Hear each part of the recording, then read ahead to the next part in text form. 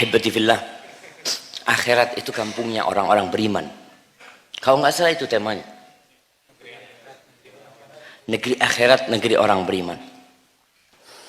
Antum siap masuk surga?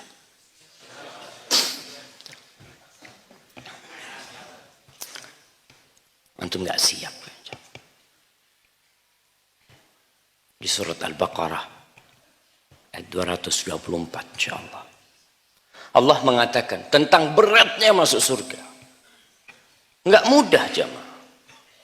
Allah mengatakan am hasibtum an tadkhulul jannah walamma ya'tikum mathalul ladzina khalau min qablikum massathumul ba'sa wad-dharra wa zulzilu hatta yaqula ar-rasulu walladzina amanu ma'ah mata nasrullah ala inna nasrullahi qarib.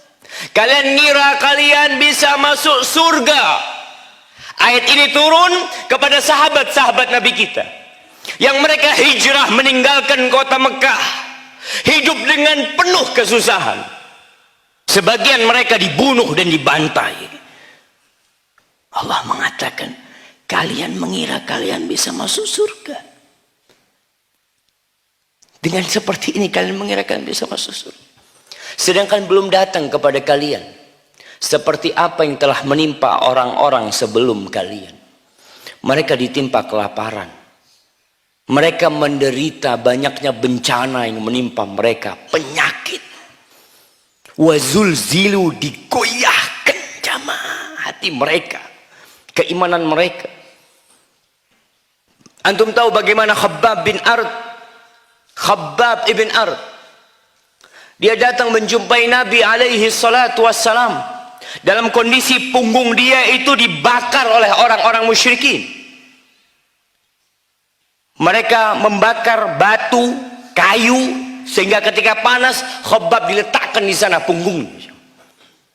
Sehingga api itu mati karena kering atau karena air yang di punggungnya Khabbab bin Ard yang mematikan api itu. Khabbab bin Ard datang kepada Nabi alaihi salatu wassalam bersama beberapa para sahabat mengatakan, ya Rasulullah, ala tad'ullah lana, ala tastansir lana. Wahai Rasul SAW, apa engkau nggak minta kepada Allah buat kami? Engkau nggak minta tolong kepada Allah buat kita nih, buat yang lemah-lemah di antara kita? Lalu Nabi yang ketika itu sedang bernaung di bawah naungan Ka'bah duduk mengatakan, laqad kana fi man kana qablakum. Kalian tahu orang-orang sebelum kalian itu bagaimana perjuangan mereka.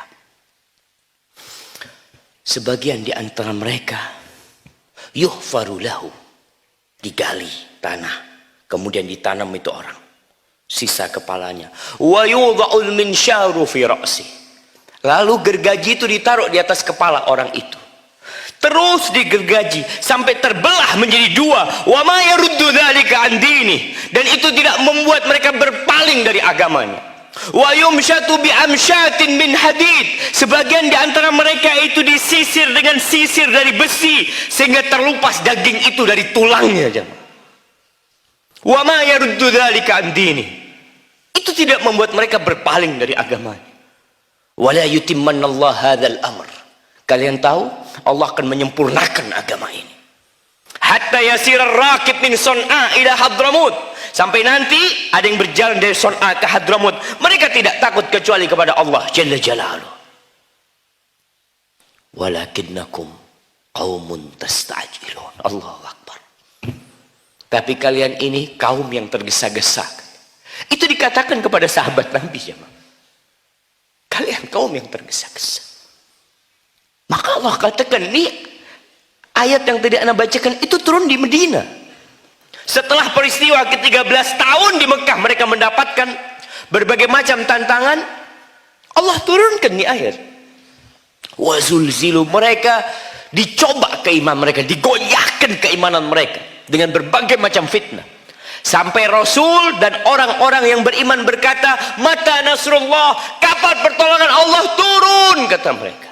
Bukan mereka nggak yakin dengan pertolongan Allah, mereka yakin, tapi mereka merasa kok terlambat pertolongan itu turun.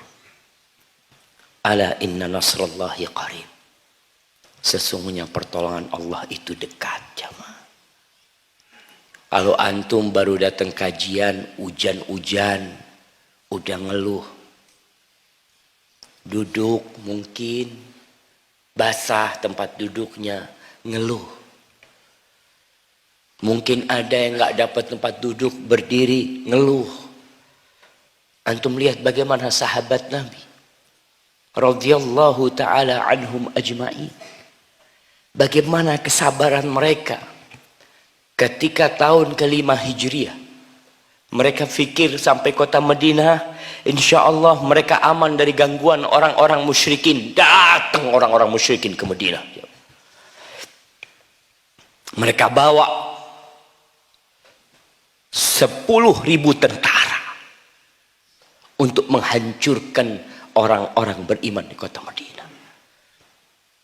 Ketika itu Allah memberikan karunia dengan diberikan ilham kepada Salman Al-Farisi untuk membuat khandak. Ketika pasukan itu datang, dilihat ada parit yang mengelilingi kota Madinah. Mereka nggak bisa masuk kota Madinah. Tapi juga orang-orang musyrikin tidak meninggalkan kota Madinah. Mereka berpikir, nih kita tutup semua jalan makan buat orang-orang Madinah sampai mereka kelaparan dan menyerahkan diri. Benar-benar kelaparan para sahabat Nabi. Nabi kita Muhammad Shallallahu Alaihi Wasallam itu pakai sabuk dari kerikil karena menahan lapar. Beberapa hari beliau tidak makan. Sebagian sahabat seperti itu. Sampai mereka kadang-kala makan makanan yang sudah bau, mereka makan. Ketika datang pasukan itu, Allah menceritakan bagaimana kondisi para sahabat. Wa balagatil qulubul hanajir wa tadhunnuna billahi dhunun. Ketika itu jantung para sahabat itu sampai ke kerongkongan sudah. Dari takutnya mereka dengan serangan musuh pada waktu itu. Dan kalian mengira kepada Allah dengan berbagai macam kiraan, berbagai macam dugaan kalian mengatakan. Orang-orang munafikin mereka punya prasangka. Dan orang-orang mukminin ketika melihat pasukan itu datang, apa kata mereka? Hadza ma wa'adana Allah wa rasuluh. Ini yang dijanjikan oleh Allah dan Rasulnya. Kalau kita nggak bakal masuk surga sampai diuji seperti ini. Mereka beriman, ini ujian datang sekarang buat kita. Maka jemaah, kalau antum dikatakan antum siap masuk surga, maka antum harus siap berkorban. Kalau hanya dengan tiduran-tiduran belaka antum berharap masuk surga, mustahil. Ibnul Qayyim rahmatullah alaihi mengatakan, ajma'atil uqala min kulli millah anna an-na'ima la yutraku bin na'im. Kata Ibnul Qayyim, semua orang yang berakal dari semua sektor, dari semua ajaran bersepakat, berijma' anna an-na'im la yudraku bin na'im, bahwa kenikmatan tidak mungkin bisa diraih dengan kenikmatan. Tak mungkin, ya. Wa man athara ar-raha fatathu ar-raha. Barang siapa yang memilih hidup santai, hidup bersenang-senang, berleha-leha, maka dia akan kehilangan waktu istirahat yang sebenarnya. Orang mau sukses di dunia harus capek. Di dunia. Antum kalau tanya kepada orang-orang sukses, dia akan cerita.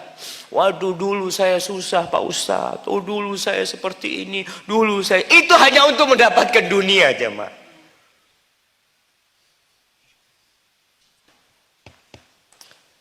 Orang paling atau rumah paling mahal di dunia ini berapa, jemaah? Berapa rumah paling mahal? Ada yang tahu? 100 miliar. Subhanallah. Di India itu ada satu rumah milik salah satu orang terkaya.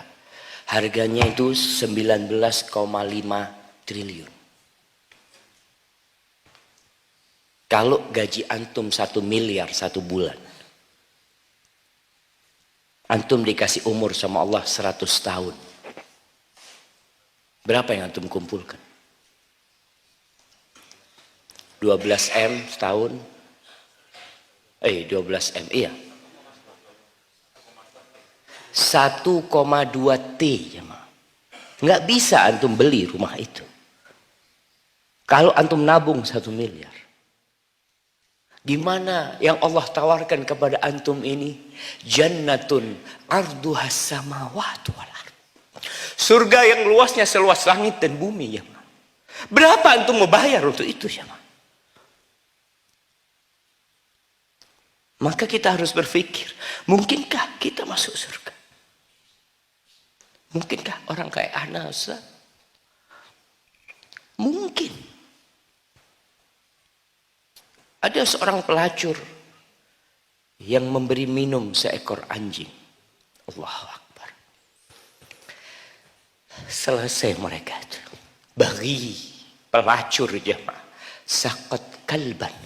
Ngasih minum seekor anjing. Allah masukkan surga. Gimana kita? Marra rajulun bi ghusni syajarah. Ada seorang laki-laki yang lewat di jalan, ada satu dahan pohon yang melintang. Dia ambil, dia singkirkan.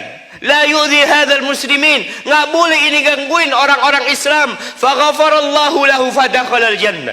Allah ampuni dosa orang itu, Allah masukkan ke surga. Supaya antum tahu, kalau masuk surga itu bukan dengan amalan kita, tapi dengan rahmat Allah. La yadkhulu ahadukumul jannah bi amali. Enggak ada yang masuk surga dengan amalnya, enggak ada. Antum berapa mau bayar jemaah kalau harus masuk surga? Amalan apa yang harus antum amalkan? Amalan itu hanya sebab masuk surga. Sebab. Tapi orang masuk surga itu karena rahmat Allah Jalla Jalla.